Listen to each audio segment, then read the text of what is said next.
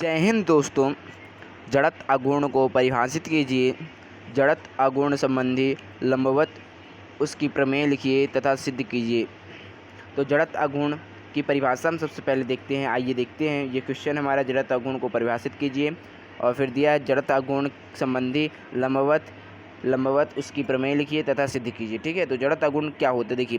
किसी पिंड का घूर्णन अक्ष के परितः जड़त आघूर्ण उस पिंड के प्रत्येक कण के द्रव्यमान तथा घूर्णन अक्ष के गुणनफल के योग के बराबर होता है। ठीक है, मतलब कोई पिंड है एक, उसका घूर्णन अक्ष जो है वो परितः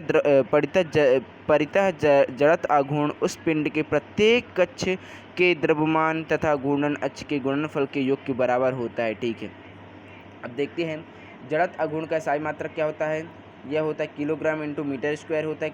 ठीक है, फिर इसका विमीय सूत्र क्या होता है, जिसे विमीय सूत्र इसका क्या होता है, इसका ml स्क्वायर होता है। इसको ऐसा हम लिख सकते हैं I=, ठीक है।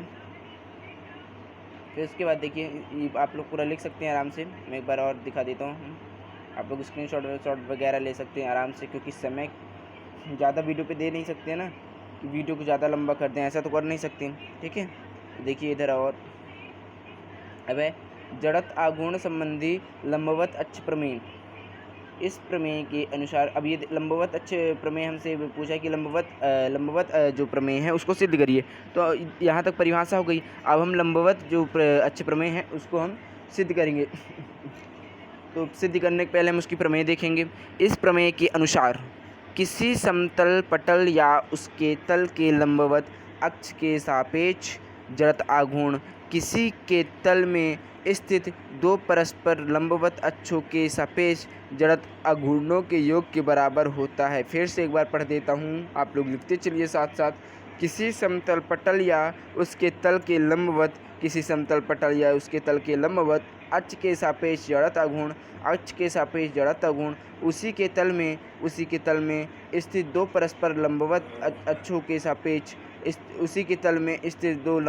दो परस्पर लंबवत अक्षों के सापेक्ष जड़त आघूर्णों के योग के बराबर होता है। ठीक है, ये दोनों अक्ष एक दूसरे को उस बिंदु पर काटते हैं जिसमें से होकर लंबवत अक्ष गुजरता है। ये दोनों जो है ना, उस बिंदु पर ये दोनों अक्ष एक दूसरे को उस बिंदु पर काटते हैं। जो x है, ऐसे ये x एक्सिस है और y एक्सिस है। ये कहाँ पे काटते हैं, उस बिंदु पर काटते हैं जिसमें से होकर लंबवत अक्ष गुजरता है। ठीक है, आगे देखते हैं, क्लियर हो जाएगा। अब देखिए ये जो ऐसा है, ये कोई एक पिंड है। ठीक है, ये कोई पिंड है, असमान पिंड। ठीक है, फिर उसके बाद ये एक जाता है कि ये ऐसे एक्सिस जाता है। ठीक है, आप जेड वाई कहीं पे भी मान सकते हैं। ठीक है, एक सेकंड इसको थोड़ा अच्छे से बना देते हैं, एक सेकंड रुकिए थोड़ा सा।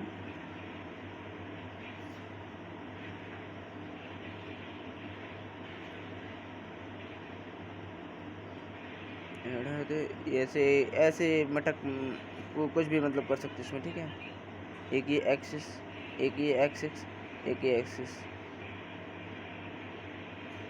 ठीक, यहाँ पे डैश डैश हो जाएगा 90। किसी को x मान लो, x इसी को मान लो, y मान लो, z मान लो, या किसी को x मान लो, इसको y मान लो, इसको z मान लो, किसी को भी है। ठीक है, अब देखो फिर यदि एक सेकेंड, इसको यदि आप x मानते हो, ठीक है, इसको यदि x मानते हो, यहाँ पे y मानते हो, तो यहाँ पे x होगा, यहाँ पे y होगा। ठीक है, ठीक है, तो आप लोग इसको बना लो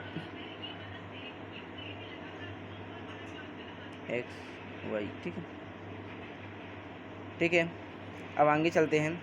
चित्र के अनुसार OX तथा OY, ठीक है, OX तथा OY, यहाँ पे बीच में ये O है यहाँ पे। ठीक है, OX तथा OY पटल के तल में दो समकोणीय अक्ष हैं जिनके सापेक्ष पटल के जड़त आघूर्ण क्रमशः IX तथा IY तथा OX तथा लंबवत और उसके कटाव बिंदु से जड़त आघूर्ण I=IX + IY।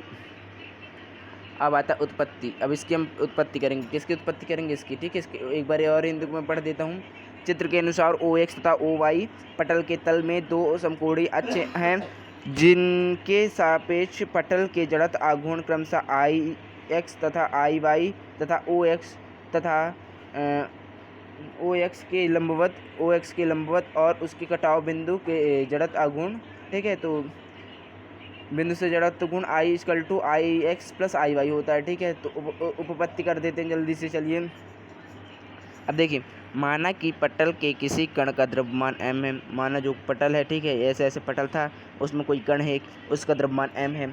ओ एक्स तथा ओ वाई अक्ष में p की दूरियां क्रमशः y तथा x है। इसकी o से r दूरी r है। तो स्पष्टतः ठीक है, देखिए इसको एक बार फिर से पढ़ देता हूँ। माना कि पटल में किसी कण का द्रव्यमान m है, ओ एक्स तथा ओ वाई अक्ष में p दूरी क्रमशः y तथा x है। इसकी o से r दूरी है। इसको स्पष्टता i equal to summation M R square और I X equal to summation M Y square, इस तरह आप पूरा लिख डालिए। I Y equal to summation M X square हो जाएगा। तो ये आई एक्स और आई वाई को हम जोड़ देंगे तो ये फाइनली हमारा बन जाता है, हमारा यह फाइनली बन जाता है, ठीक है। अब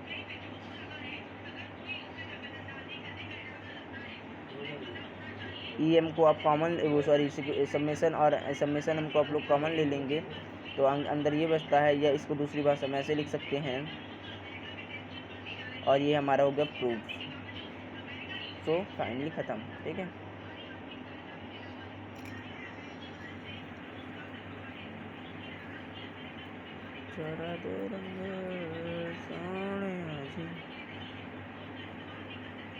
खत्म। एक क्वेश्चन क्या था, जड़त्व आघूर्ण। देखिए क्या हमने सिद्ध कर दिया, जड़त्व आघूर्ण परिभाषित पहले हमने कर दिया था। जड़त्व आघूर्ण संबंधी लंबवत प्रमेय हमने सिद्ध कर दिया, ठीक है। Okay, thank you. और लाइक शेयर सब्सक्राइब डिस्क्रिप्शन जरूर चेक करिए।